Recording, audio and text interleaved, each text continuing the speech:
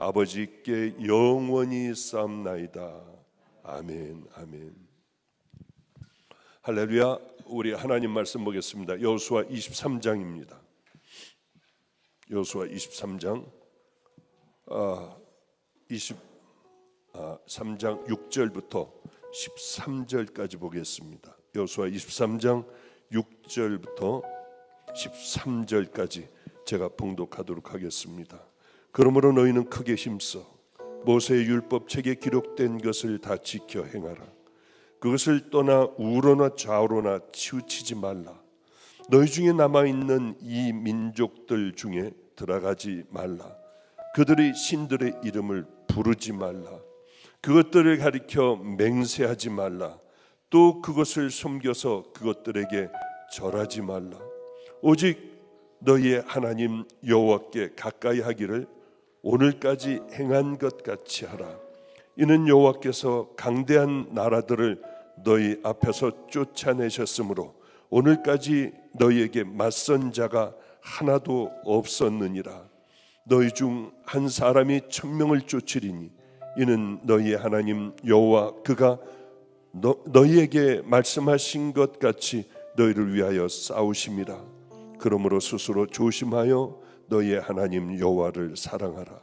너희가 만일 돌아서서 너희 중에 남아있는 이 민족들을 가까이하여 더불어 혼인하며 서로 왕래하면 확실히 알라. 너희 하나님 여호와께서 이 민족들을 너희 목전에서 다시는 쫓아내지 아니하시리니 그들이 너희에게 올무가 되며 덫이 되며 너희의 옆구리에 채찍이 되며 너희 눈에 가시가 되어서 너희가 마침내 너희의 하나님 여호와께서 너희에게 주실 이 아름다운 땅에서 멸하리라. 아멘. 아멘. 오늘은 불이 다 나가버렸습니다. 바깥에서 야외 예배를 드릴까? 아니면은 마이크도 안 되고 키보드도 안 되고 아무것도 안 되는데 어떻게 해야 할까 하는데 국리를 다했습니다. 서로 보조 배터리들을 가져오고 또 가지고 있던 모든 장비들을 이용해서 우리는 예배를 드릴 수 있습니다. 그런데 너무 감사한 것은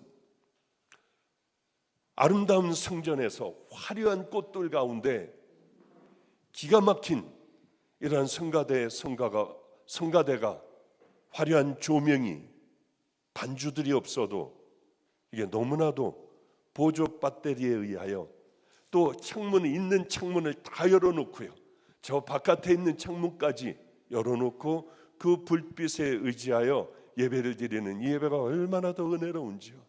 내게 몇 번째 안 가는 참으로 은혜로운 예배가 되겠다 하는 생각을 했습니다. 환경이 절대로 중요한 게 아니더라고요. 예배는 우리들의 마음, 어떤 마음의 자세를 가지고 우리 하나님 앞에 간절하게 목마른 마음으로 예배를 드리나, 어떻게 하면 내가 이 큰 죄인이 이 깊은 죄인 것을 하나님 앞에 깨닫고 할 수 있을까? 초라하면 어떻습니까? 불이 들어오지 않으면 어떻습니까? 사람들의 손가락질을 받는 예배라고 하면 어떻습니까? 가슴 졸여가며 혹시 누가 총을 들고 들어오지 않을까? 그런 예배면은 어떻습니까? 우리에게 가장 중요한 예배는 예수님께서 끄덕거리시며 이제 그분의 뒤를 따르겠다고 결단하는 그 예배가 된다면 세상에서 가장 아름다운 예배가 되지 않을까. 보조 배터리에 의하여 언제 끊어질지 모르니 키보드도 이렇게 목사님 설교할 땐 다 끊어 놓으세요. 그리고 쳐야만 이게 유지가 될 수 있을 겁니다. 언제 보조 배터리가 끝날지 모르는 이런 예배가 얼마나 우리에게 더 은혜롭고 아름다운 예배인지요. 자, 제가 그런 생각을 했습니다. 한국에 있을 때 난 참 행복했다. 그런 생각 안 해봤어요.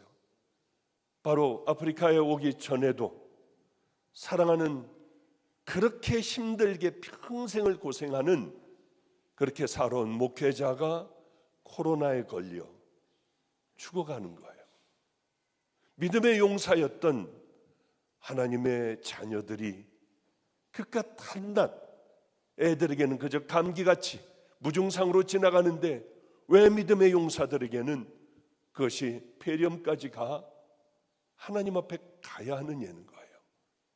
이런 고통스러운 문제들이 저에게는 많았습니다. 평생을 고통당하며 힘들게 목회하던 그 목회자가 소천을 했어요. 그저 동생같이 여겨줬습니다. 아프면은 얼른 달려가 지하 쇠방에 있는 그를 기도해주고, 저 또 아파 죽을 것 같아요. 그러면 또 일산으로 달려가 그렇게 또 기도를 해주고, 뭐가 필요해요? 저는 뭐가 필요해요? 달려가서 그렇게 해주던 그가 어쩌면 그렇게 소천을 했는지요. 전 목회자들에게 얘기했습니다. 내가 이 땅에서 죽은 것 같이 힘들게 평생을 저렇게 목회를 하다 암에 걸리고 마지막엔 코로나에 걸려 저렇게 힘들게 소천한 우리 정기채 목사를 내 장례식과 똑같이 해줘야 한다. 그래서 정말 목회자들이 계속해서 3일 동안 와서 예배를 드리고 참 뜨거운 그런 장례식을 다 치르고, 우리가 처음으로 만들어 놓은 단양이라고 하는 수련원의 첫 바로 그곳에, 제가 묻혀질 그곳에 잘 안장을 하고, 그리고 슬픈 마음을 달래다 이곳으로 저는 왔습니다. 간 이식한, 우리들이 고구마를 팔아 간 이식을 해준 그 목사도 어쩌면 그렇게 소천을 하느냐고요. 목사님, 숨쉬기가 어려워요. 얼른 제가 가지고 있는 산소 발생기를 가져다가 숨을 쉬게 했어요. 이제는 좀 나아지겠지. 그러나 병원에 입원할 수도 없고 점점 그렇게 사그러지고 불빛이 점점 꺼져가듯이 그도 그렇게 하나님 앞에 갔어요. 왜 그렇게 슬픈 일들과 여러 일들이 겹치는지요? 그러면 아프리카에 오면은 괜찮을까? 여러 일들을 또 보고받으며 힘든 마음이 됐습니다. 목사님, 핸디캡을 가지고 있고 머리는 크고 팔다리가 작은 그런 아이를 누가 놓고 도망을 갔어요. 그리고 그 얼굴을 보여주는데 정말 전형적으로 팔다리는 짧고 14살 먹은 이 아이를 누구 도망갔대요. 야, 하나님께서 우리에게 주신 선물 아니야? 우리에겐 이게 큰 복덩어리가 들어왔다. 이 아이를 세상에서 가장 행복한 아이로 우리 만들어주자. 예, 목사님, 이원철 선교사는 그렇게 저번에도 손가락이 잘려나가 하나님의 은혜로 손톱까지 다 낫는 그 은혜를 베풀어 주셨는데, 어제 또 연락이 오기를 잘라진 손가락을 또 이렇게 사진 찍어 보내왔는데 가슴이 철렁하더라고요. 이번에도 분명히 불같이 살아가는 그 선교사에게 하나님의 은혜가 있을 것은 분명히 알지만은 마음속으로 왜 그렇게 힘들고, 내 손가락이 잘려나간 것 같지는 않지만은 내 형제의 손가락이 잘려나간 것 같은 그런 마음 아픔이 있더라고요. 그래, 이것도 또한 하늘나라의 귀한 상급으로 쌓일 거야. 이것도 이원철 선교사에게는 큰 복이 될 거야. 그런 생각을 하게 됐어요. 또 마사비대는 왜 그렇게 요즘 서로 죽이고 죽는 일들, 펑펑하고 총을 쏘고 수류탄인가 뭔가 그 연막탄인가를 뿌리고 가며 그렇게 총들을 쏘고 하는 그 이야기를 듣자마자 이것도 또 축복이야. 하나님께서 그곳에 고아원을 만들어 주셨잖아. 이제는 벽돌들이 다 올라가고 다음 주에는 지붕이 다 만들어질 거래요.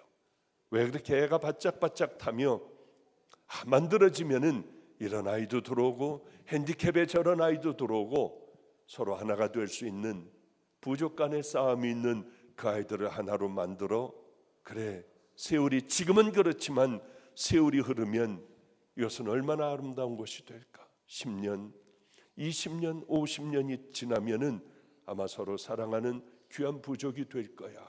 그것마저도 우리에게 축복이겠다 하는 생각을 했어요. 또 한 팀은 투르카나로 갔습니다. 거기서 병든 아이들, 배가 불룩한 아마 풍토병이기에 그런 아이들이 여러 명 있겠죠. 얼마 살지 못할 만한 아이들, 다리가 부어 걷지 못하는 아이들, 척박하기가 짝이 없는 그곳에 간 성도님에게 이렇게 얘기했어요. 당신이 저 아이들을 깨끗하게 치료받을 때까지 책임을 져야 된다. 가봤더니 1년 동안 비 한 방울 오질 않았대요. 그 땅은요. 그럼 물은 어떻게 먹어? 개울 같은 게 조그만 게 흐르는데 그 물들을 퍼다 먹는데요. 그리고 굶는 곳이 대부분이고요. 직접 양식을 가지고 이 집 저 집을 다 나눠주는데 3일 동안 굶고 있었다고 하더래요. 아무것도 먹을 것이 없어 이제는 절망 가운데 있는 사람들에게 복음과 함께 그렇게 양식을 풍족히 다 나누어 줬다고 하더군요.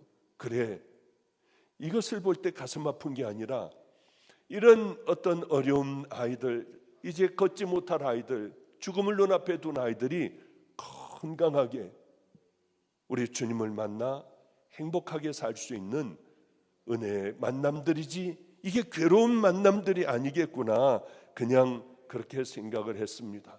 저도 그런 경험이 있었어요. 의사를 다 버리고 편안하고 행복한 안락한 삶을 버리고 주님을 만나 신학대학원에 들어갔습니다. 여기는 얼마나 아름다울까. 하나님을 사랑하는 믿음의 용사들이 다 와. 나는 신장 하나도 띄워줄 수 있어. 눈 하나도 나는 그 사람들에게 나눠줄 수 있어. 행복한 마음으로 저는 대학원을 들어갔어요. 잠을 못 잤어요. 왜냐하면 믿음의 동지들, 하나님의 사람들을 만날 생각을 하니요. 그러나 들어가서 얼마나 좌절과 절망을 했는지요. 맨 앞에서 바다 저금여 있다가 아니잖아. 중간으로 갔어요. 거기서 또 아니잖아. 맨 뒤로 가서 하나님, 저는 뭐 교수 입 좀 닥치게 해주세요. 저를 만나 주셨잖아요. 저도 똑같이 만나게 해주세요. 그러며 기도를 했어요. 절망 좌절의 순간이었습니다. 나 이제 어떻게 하지? 그러면 난 이제 어떤 길을 어떻게 걸어가야 해? 저 사람들은 동지가 아니잖아. 그럴 때 제 마음에 그런 생각을 했어요. 하나님, 저는 신학적인 거 아무것도 몰라요.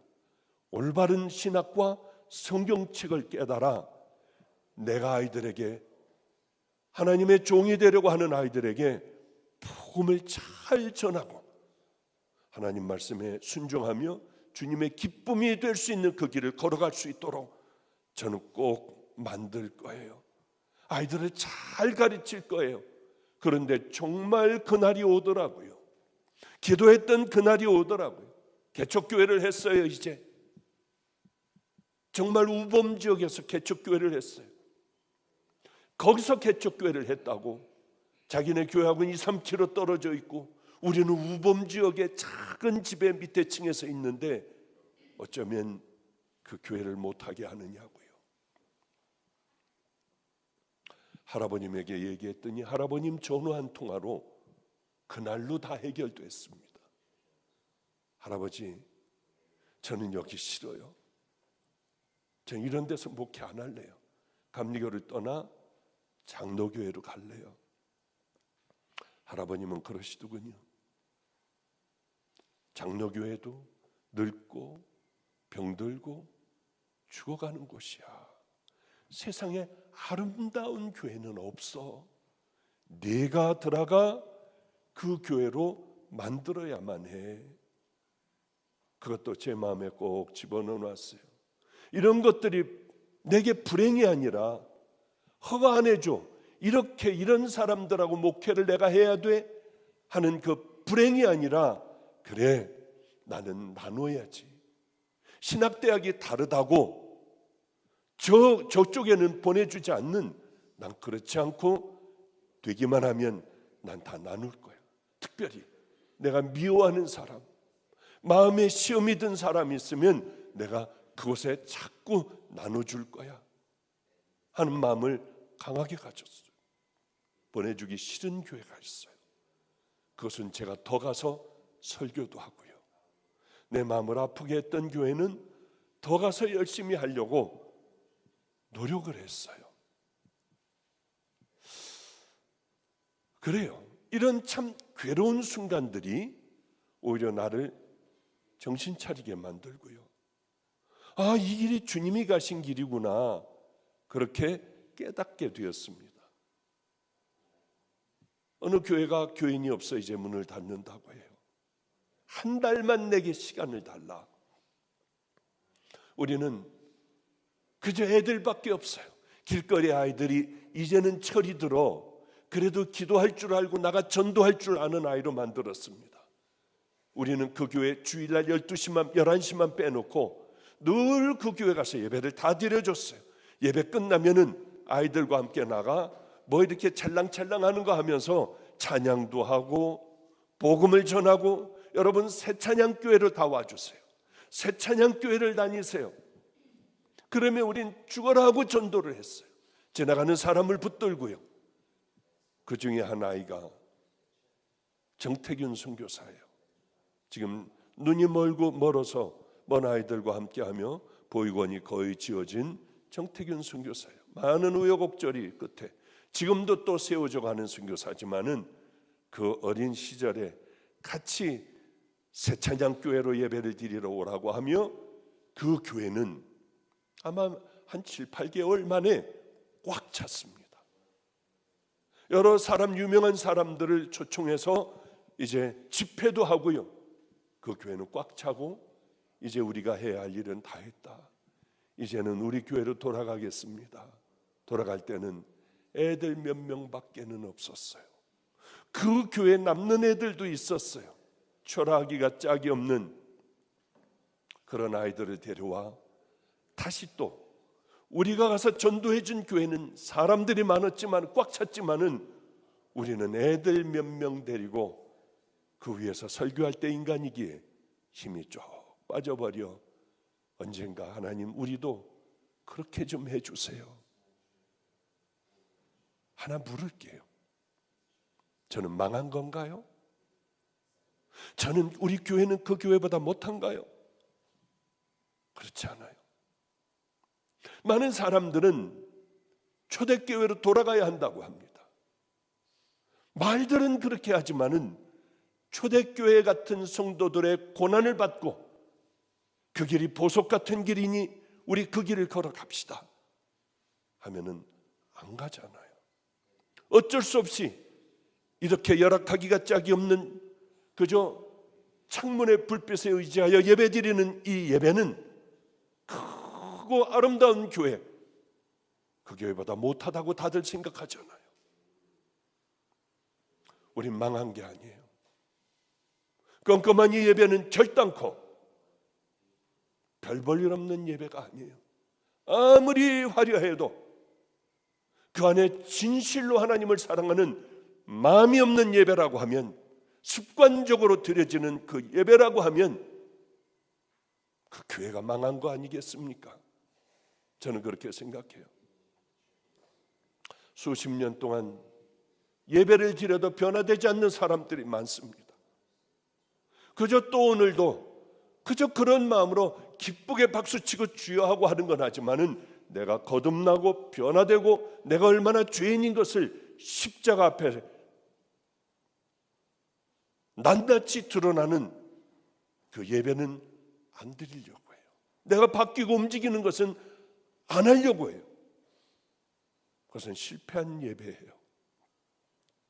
제가 처음에 개척교회를 했습니다. 저도 뜨거운 마음을 가졌어요. 똑같이 전도하고 애들에게 복음을 전하고 성경 공부를 가르쳤습니다. 기도도 최선을 다해서 했어요. 나름대로. 무릎에 물이 차 동물병원에서 사용하는 큰 대반을 가지고 찔러서 어디를 찔러서 어디서 물 빼는 건지도 모르고요. 그리고 탄력 붕대를 감고 저는 또 무릎을 꿇었어요. 또 무릎에 물이 차고요. 어느 날은 꽉 밴드로 묶고 너무 피곤하여 그때 자고 몇 시간을 자고 일어났더니요, 발이 코끼리 다리같이 붓더라고요. 얼마나 놀랬는지요. 왜? 혈관을 잘못 찔러 시퍼렇게 금방 차오르더라고요. 불집도 생기고요. 그래 얼마나 힘들었는지 몰라요. 열심히 하루도 안 빠지고 전도했어요. 전도하다가 어느 날은 잠 한 3시간 4시간밖에는 못 자니까 새벽기도 3시부터 하고 산기도 다니고 했으니까 그만 잠이 들었어요. 피곤했던지 12시 7분 전 그때야 깼는데 제가 전도를 안 한 거예요. 전도지를 가지고 미친 듯이 그냥 막 제정신이 아닌 상태에서 뛰어 나가면서 전도했어요. 예수 믿으세요. 예수 믿으세요. 그러다 간 곳이 터미널 뒤편에 몸 파는 애들이 있고 하는 그곳으로 갔습니다.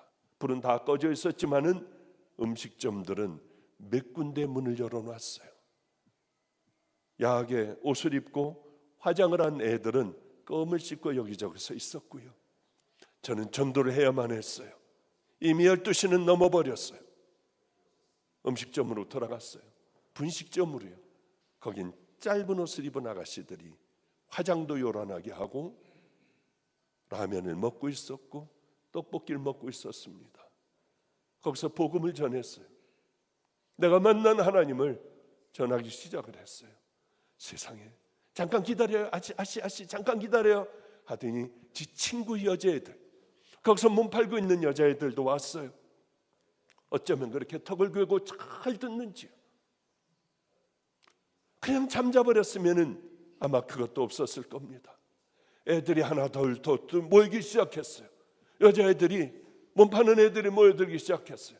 근데 조금 있다가 문신한 어떤 덩치가 큰 뭐야 이년들아 빨리 가서 일하지 않고 아씨 뭐 하는 거야 소리를 질렀어요. 그만 다 깨져버렸지만 그날 그 밤을 잊지를 못해요. 몸 파는 아이들에게 진실한 마음으로 전할 때에 정말 오늘 하나님의 말씀을 내가 전한다고 결단을 했을 때에 날 데려가세요. 차라리 쟤네들을 구원시켜주고 날 데려가세요. 그 마음으로 했을 때 애들이 어쩌면 눈시울을 붉히고 아우 짜증나 아씨 너무 자꾸 울게 하지 마 하면서 이 휴지를 가지고 이렇게 닦는 그날도 기억이 돼요. 우리에게 가장 중요한 건 이런 거죠. 제 삶 가운데 가장 중요한 게 언젠가 억울해도 사람들에게 욕을 먹더라도 이게 주님 가신 길이라고 하면은 힘들지만 가보는 거예요. 때려내도 면회하고 퉁퉁 붓게 때려내도 면회하고요. 그저 한 20번 정도 같은 죄를 계속 제게 진 양복도 갖고 가고 구두도 갖고 가고 다 도둑질해간 유일한 내가 들을 수 있는 기독교 방송을 들을 수 있는 카세트 라디오들 다 가져가 버렸어요. 그 아이가 후일에 오랜 세월이 지난 후에 어른이 되어 깡패 중간 보스가 되어 제 앞에 나타날 줄 몰랐습니다. 그 아이도 지금 모든 걸 다 버리고 노숙하는 분들, 길거리의 사람들을 열심히 도시락을 나눠주고 옷을 나눠주고 복음을 전하는 그 전도자가 될 줄은 그때는 상상하지도 못했습니다. 그래요. 전 그런 생각을 했어요. 남들이 안 간다고 하면은 철저하게 하나님의 말씀 마태복음 5, 7장을 내 마음에 담고 내가 먼저 가면 될 거 아니야. 내가 먼저 한번 해보면 될 거 아니야. 같이 살던 애들도 그러면 물들지 않겠어? 다른 교회는 벌써 꽉 차버리고 내 교회는 노숙자하고 알코올 중독자. 길거리 애들밖에 없잖아. 그러나 이렇게 생각했어요. 내가 먼저 가면은 나를 만나주시고 나를 치유해 주시고 내 인생을 어쨌든 간에 여기까지 이끌어 주신 그분이 남은 인생도 분명히 책임져 주실 것을 그때는 왜 그렇게 확실하게 믿어지는지요. 내가 지금 살아가고 있는 게 이게 목회도 아니지만은 그러나 이건 하나님이 하시는 걸 거야. 내 마음에 허락하여 주시는 대로, 내 생각에 떠오르는 대로 그게 성경적이라면 무조건 나는 그렇게 순종하고 가면은 되지 않을까. 그 마지막은 주님 기뻐하시는 그 주님과의 만남이 있지 않을까 하는 생각을 했어요. 왜냐하면 우리는 전적인 하나님의 은혜로 구원을 받았어요. 구원받기 위하여 여러분들은 어떤 일을 했나요? 아무 일도 안 했잖아요. 저도 그랬어요. 주님을 위하여 어떻게 뭘 해드리고 뭐 이것도 안 했는데 주님은 제게 그 말씀하실 때 저는 코꾸라졌어요. 내가 널 기다렸다. 하나님이 세상을 이처럼 사랑하사 독생자를 주셨으니 이는 저를 믿는 자마다 멸망치 않고 영생을 얻게 하려 함이니라. 이럴 때 저는 죽었어요. 그리고 예수님이 부활하셨듯이 저는 다시 거듭 태어났습니다. 이것이 분명하다면 번 배가 고파도 억울하게 매맞아도 모욕을 당한다 해도 무시를 당한다 해도 또 내가 죽을 병에 걸렸어도 우리는 하나님 안에 감사할 수 있는 그 눈을 가리게 되고 이것은 이렇게 됐을 거야. 이렇기 때문에 하나님은 고통을 걷어가 주시느라고 이 땅에서 충성한 종을 데려가셨을 거야. 이렇게 하기 위하여 이 아이를 하나님은 사랑하시기 위하여 남이 버린 아이 이렇게 갖다 놓으셨을 거야. 그런데 그런 생각이 드니까요, 마음이 평화로워지는 거예요. 지옥 같은 마음이 나는 버림받았을 거야. 나 이제 끝장났을 거야. 나는 옛날에 죄 때문에 하나님께서 용서 안 하셨을 거야. 그게 기쁨으로 바뀌더라고요. 기쁨으로요. 모든 것 내가 걸어가는 그 걸음은 하나님께서 날 이끌어 주시는 거야. 그런데 그때 저는 배가 고팠기 때문에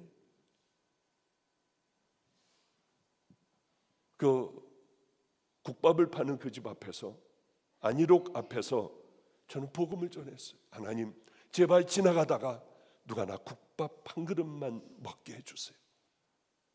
누가 나에게 돈을 이만큼만 주면은 라면을 잔뜩 싸놓을 텐데 정말 그날이 오기도 했어요.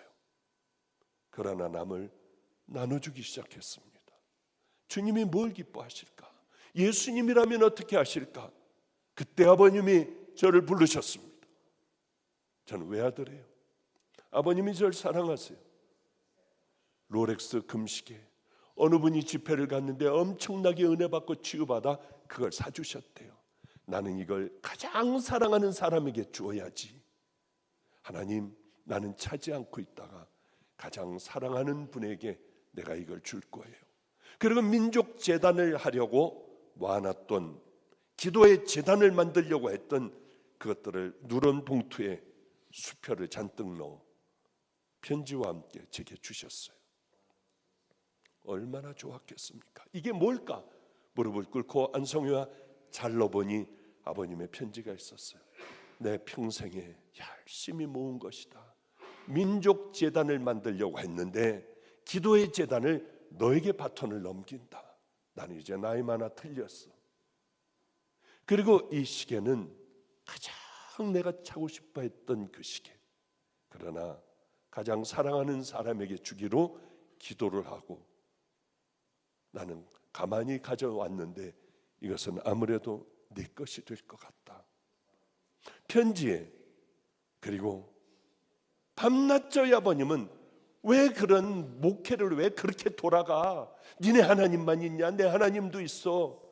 어떻게 그런 목회를 해? 가슴 아파하며 괴로워하시던 아버님이요, 바보 같은 녀석이라고 하던 아버님이 너는 주님께서 주신 그 길을 애비가 뭐라 해도, 주위 사람들이 널 끌어내리려 해도 너는 그 길 끝까지 가라. 개는 짖어도 기차는 달려가. 얼마나 울었겠어요. 제가. 우리 아버님이 나를 인정해 주시는 거예요. 잘못됐다고 하던 아버님이 인정해 주셔서 얼마나 울었는지 몰라요. 저는 그 어마어마한 돈을 다시 다 시계와 함께 아버님에게 그 다음날 돌려드렸어요. 그래, 아버님도 아셔. 하나님도 아마 나를 이끌어 주실 거야. 그런데 이 돈이 뭐가 필요해요? 그 전에는 아마 있었으면 다 뭐 사먹고 뭐 난리법석을 쳤을 거예요. 그런데 이제 주님께서 나와 함께 해주시는데 내가 무슨 돈이 필요해요? 롤렉스 금시계가 뭐가 필요해요? 아무것도 저에게는 필요 없었어요. 갔다가 다시 다 돌려드렸습니다. 물론 인간에게 돌아오는 길에 수표 한 장만 빼놓을 걸. 그러면 우리 내일 또 굶지 않잖아. 왜 내가 그거 한 장을 못 뺐을까? 그러나 지나온 세월들을 생각을 해보면 우리는 십자가 하나로 환경은 동일하더라도 얼마든지 행복할 수 있구나. 그래, 이게 참 어려운 환경이라도 우리가 정말 주님 앞에 서서 우리가 거듭난다면 우리는 행복한 사람. 아무것도 없어도, 먹을 것이 없어도 세상을 다 가진 사람이 될 수 있구나. 하나님께서 나를 훈련시키시는데, 하나님께서 내 앞길을 인도하시는데 봉투가 뭐가 필요하겠어요? 그래요. 그래, 내가 너를 만들어가고 있는 중인데 너는 이것으로 내 훈련을 끝낼래? 하시는 것 같은 생각이 들었습니다. 거기 얼른 주었어요. 그 생각이 들자마자 부지런히 갖다가 드렸습니다. 그날도 참 많이 배가 고팠어요. 죄송해요. 정말 여호수아 설교해야 하는데 뭐 이렇게 해가지고 이걸로 끝내도 괜찮아요. 그냥 가장 중요한 것은, 제일 중요한 것은 여호수아가 아니라 우리가 하나님 앞에서 어떤 사람이 되어야 할까. 그날도 배가 고팠어요. 버스터미널에서 막 전도지를 나눠주고 예수를 믿으라고 하는데 갑자기 핑 돌더라고요. 얼른 주저앉았어요. 못 일어나게 어지럽더라고요. 세상이 뱅뱅뱅뱅 돌아갔습니다. 겨우 가서 의자에 앉아있다가 겨우 정신을 차려 가는데 청파리아라고 하는 김밥집과 찐빵집이 있었어요. 터미널 바로 옆에. 거기는 유리가 없었어요. 그때 열더라고요. 찐빵을요. 하나 잡고 도망가고 싶었어요. 나는 배가 고픈데 나이 다음에 돈 갖다 드릴 테니까 하나만 주실 수 있나요? 하려고 하다 나는 종이었어요. 물론 밤에 병원에 나가 당직하면은 우리는 충분히 저거 먹을 수 있었지만 저는 종에 대한 자존심이 있었어요. 물론 리어카로 박스도 주려고 하다가 맨 맞아 죽는 줄 알았으니까요. 자기 구역이 있기 때문에요. 그런데 찐빵을 여는데요, 미쳐버릴 것 같더라고요. 그래서 파란불이 길을 건너야 했습니다. 횡단보도를 건너야 했는데 파란불이 있어도 찐빵만 보고 있었어요. 하나님, 하나만 주세요. 저거 지나가던 사람으로 하나만 사주게 해주세요. 왜 그렇게 저를 모질게 대하셨는지요. 아무도, 그 찐빵을 사주는 사람은 아무도 없었어요. 빨간불이 오고 또 파란불이 켜져도 저는 건널 수가 없었습니다. 그 찐빵을 보고요, 주님께서 혹시 내게 하나 갖다 주지 않을까. 또 빨간불이 켜지고 파란불이 또 켜지고요. 그렇게 한 3번은 했던 것 같아요. 찐빵도 다 걷어가고. 그래, 힘없이 파란불이 켜져 딱 건너오는데요, 또 배고픈 것이 얼마나 내게 큰 축복이 됐는지 돌아보면 하나님의 선물이었어요. 그걸 그때 당시에는 모른 거예요. 너는 네가 의사? 야, 네가 무슨 돈을 얼마나 나눠줘? 아니야. 너는 거지야. 저거 하나 먹을 수도 없는 거지야. 그 깨달음이요 확 하고 오는데 저는 그때 다시 또 거듭났어요. 맞아, 나는 거지야. 내가 왕년에 이랬고 난 거지야. 그러면 문득 거대한 하늘나라의 지식을 깨닫게 된 거지, 거대한 지식을 깨닫게 된 거지인 것을 그때 알게 됐어요. 가장 중요한 것은 내가 누구인가 아는 거예요. 지금 내가 누구인가? 나는 거지였어요. 오늘날 교회들이 커지잖아요. 많은 사람들이 모이잖아요. 근데 세상의 손가락질을 받는 우린 그런 교회가 되어버렸어요. 왜 그럴까요? 진정 십자가를 만나는 것이 뭔지를 몰라요. 만났으면 그저 거저받은 은혜를 만났으면 또 거저가는 그 길인가요? 주님 만나기 전이나 지금이나 십자가를 만난 그 후에나 똑같아야 합니까? 그렇지 않아요. 십자가를 만났으면 그 많은 희생을 해야 돼요. 그 많은 대가를 치르며 우리는 좁은 길을 걸어가야 돼요. 이 얘기를 할 때마다 사람들은 저에게 바리새인이라고 하고 이단이라고 하고 해요. 어떻게 그 은혜를 입었는데 예전과 동일한 삶을 우리가 어떻게 살 수가 있습니까? 이제는 내가 죽어야 하잖아요. 내가 누구인지 알아야 하잖아요. 이제 어떤 길을 걸어가며 우리들의 삶이 어떻게 변화되어 가야 하나? 그대로 가만히 있으며 마시던 술 홀짝홀짝 마셔야 합니까? 독소를 퍼붓던 그 삶을 그대로 살아가야 합니까? 교만하기가 짝이 없는 그 삶을 살아가야 합니까? 그게 예수님께서 살아가신 길인가요? 그렇지 않잖아요. 천국 백성이 되었어요. 지옥 갈 놈이, 영원한 지옥에 떨어질 죄가 천국 가는 믿음의 백성이 되었어요. 그럼 이제 천국 백성답게 살아가는 것이, 하나님의 말씀에 순종하고 살아가는 것이 죽일 놈인가요? 가끔 인터넷을 보면 저를 보고 마귀라고 하는 사람들이 있어요. 행위신앙자라고요. 행위가 아니라 순종하자는 거예요. 내가 누구인지 알자는 거예요. 예전이나 지금이나 동일한 삶을 살아가는 것이 아니라 정말 구원받았다면 말없이 믿음의 길을 함께 걸어가자는 거예요. 남을 지적하기 전에 내가 누구인지를 먼저 하나님 앞에 부끄러움을 알고 이제는 순종하고 사랑하고 섬기고 서로 낮아지고 겸손하게 좁은 길을, 순종의 그 길을 걸어가자는 겁니다. 미운 사람도 용서하고 가난한 사람들에게 그게 마치 내일이 된 것처럼 열심히 함께 나누며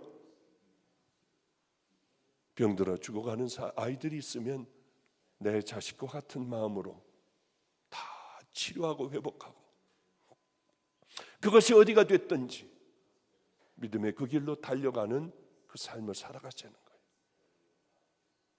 며칠 전에 저는 못 갔습니다마는 아주 깊은 곳으로 여기 장상호 선교사님, 이대성 선교사님 두 의사가 주축이 되어 전부 함께 그 길을 갔다고 해요. 얼마나 가난한지 거긴 또 다른 세계가 펼쳐지고 있었던 모양입니다. 그런데 이대성 선교사가 너무 힘들었던 모양이에요. 그늘 아래 앉아서 그렇게 힘들어 하더래요. 어쨌든 그 사역을 다 마치고 돌아와 알아 눕더군요. 꼼짝을 못하고 알아 누웠다고 해요. 제가 열심히 기도했어요. 기도하는 가운데 정말 주님께서 원하시는 것은 뭔가 저 지친 몸을 이끌고 또 나가서 그저 하나님의 일을 묵묵히 하는 것, 그게 가장 아름다운 믿음의 길을 걸어가는 그 모습들이 아닌가. 지금 여호수아서로 넘어가야 하는데 그만 이걸로 끝을 내야 되겠어요. 죄송해요. 왜냐하면 배터리가 금방 다 닳어 아마 설교를 오래 하면은 예배가 다 진행될 것 같지 않아요.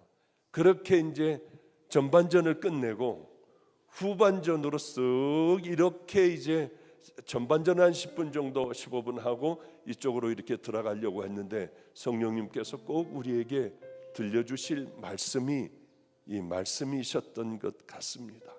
그러나 결론은 하나만 얘기하고 끝낼게요. 이렇게 그냥 힘들지만은 나는 딱 죽어버렸어.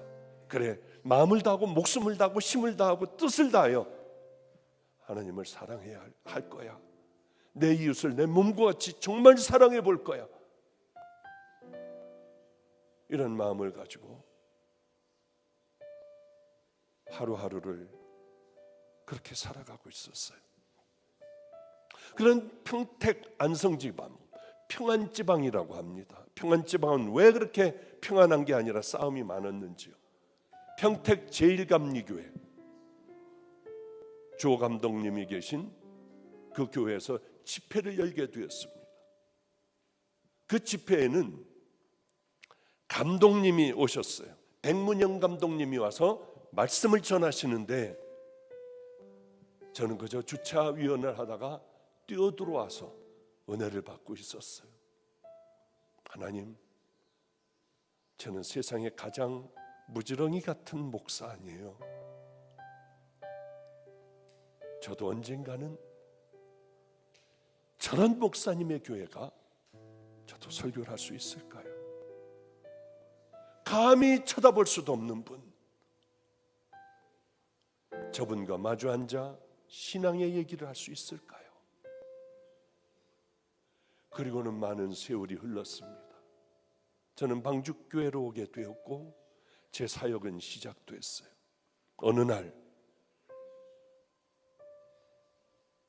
그 감독님 교회에서 초청이 왔더라고요. 저는 말씀을 전하는데 눈물이 그렇게 났어요. 별 볼 일 없는 저 밑에 있는 전도사, 그 기도를 어떻게 들어주실 수가 있을까? 은혜를 받았던 모양이에요. 자기 아들이 하는 교회에 말씀을 전해달래요. 자기도 갈 거라고. 세월이 흘러 그 아들 교회에 가게 됐을 때 백문현 그 대단한 감독님은 이미 실어증에 걸리셨고 아무 말씀도 못 하셨어요. 그 아드님 교회에서 또 열심히 하나님의 말씀을 전했습니다. 하나님, 제 소원했던 우리 백문영 감독님과의 신앙의 가르침을 받게 해주세요. 귀한 분이셨으니까요.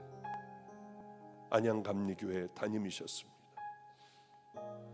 그분과 마주 앉았을 때 그분은 말을 잃어버리셨어요. 아무 소리도 못 내는, 세월이 그렇게 많이 흐르지도 않았는데 그분은 나를 두고 모든 것들을 눈빛으로 얘기하셨어요. 소리 지르고 울고 싶었어요. 그분은 소천을 했습니다마는 그 눈빛은 제게 또 큰 가르침이 되어 지금도 눈을 감으면 그분의 눈빛을 볼 수 있을 것 같아요. 사랑해요. 다 용서해요. 십자가 붙들고 살아요. 저는 그 음성으로 들었어요. 얼마나 은혜로웠는지요.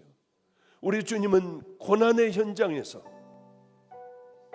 하나님 앞에 간절히 구했던 것들을 큰 귀를 가지고 들으셔서 이제 세월이 흘러 적당한 때가 되면 봐, 내가 내 기도를 들었잖아 하시는 은혜 하나님, 그 하나님을 따라 우리 흔들릴 수 없는 믿음으로 십자가 앞에서 깨지고 또 깨지고, 나는 누구인가?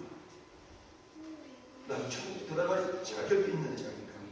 늘 물어가면서 하루하루를 선교에 승리하시는 믿음의 귀한 우리 동역자 여러분들 되시고, 그리고 인터넷 성도 여러분들, 마가의 다락방 성도님들 되시기를 주님의 이름으로 축복합니다. 기도하겠습니다.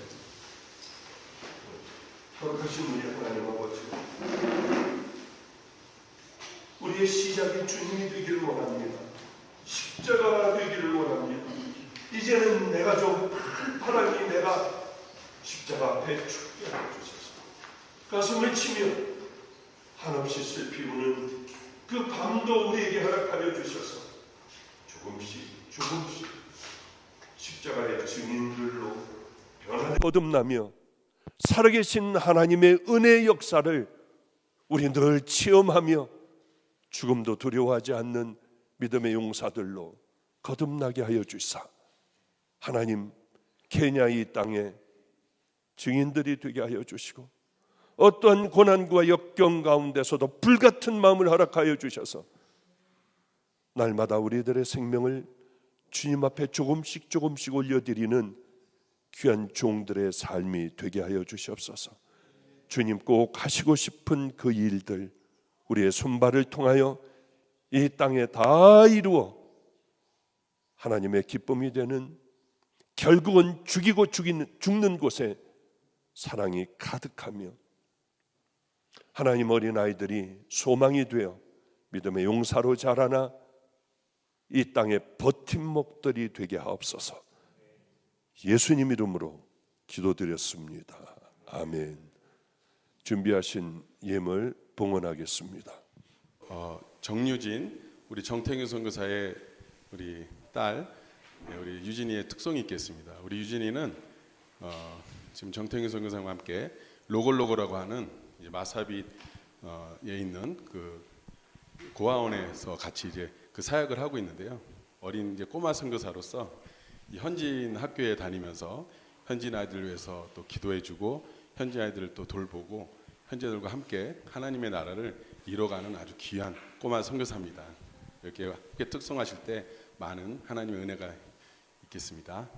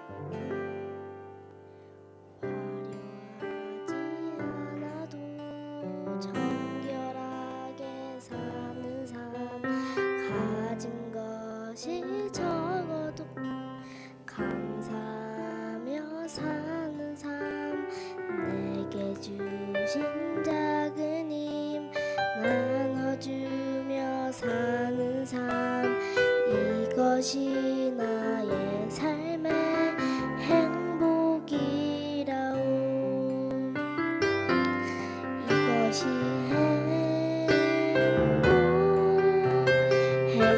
행복이라오. 세상은 알 수 없는 하나님 선물. 이것이 행복이라오.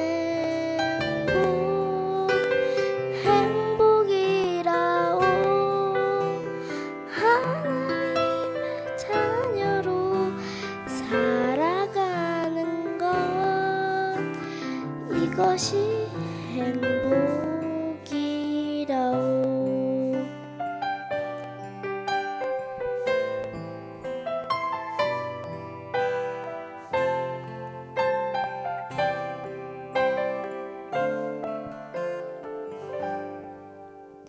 눈물 날 일 많지만 기도할 수 있는 것, 억울한 일 많으나 주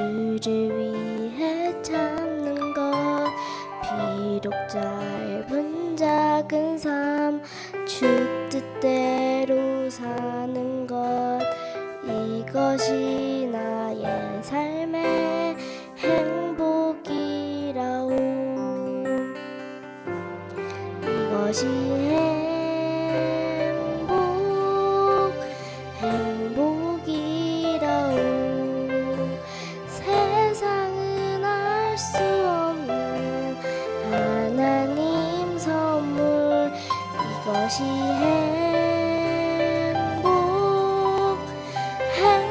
행복이라오 하나님의 자녀로 살아가는 것 이것이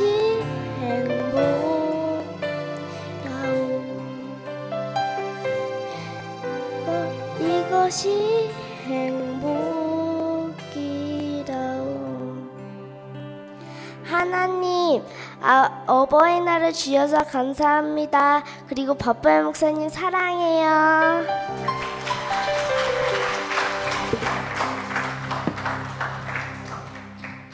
할렐루야. 하나님께 이 모든 영광을 드립니다.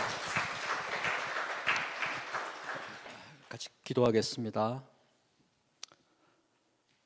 사랑과 은혜의 하나님 아버지 참으로 감사합니다. 저희 여기 나올 자격이 없지만 우리 예수님 십자가 공로 의지하여 이곳에 나왔습니다. 저희들의 믿음을 보시고 의롭다 하시고 자녀 삼아 주셨으니 참으로 감사합니다. 아버지 하나님, 부족한 입술로 찬양을 드렸지만 하나님께서 기뻐 받으시니 참으로 감사합니다. 저희들의 기도를 들어줘서 감사하시고 또 우리들의 예배를 이와 같이 기뻐 받아주시니 참으로 감사합니다.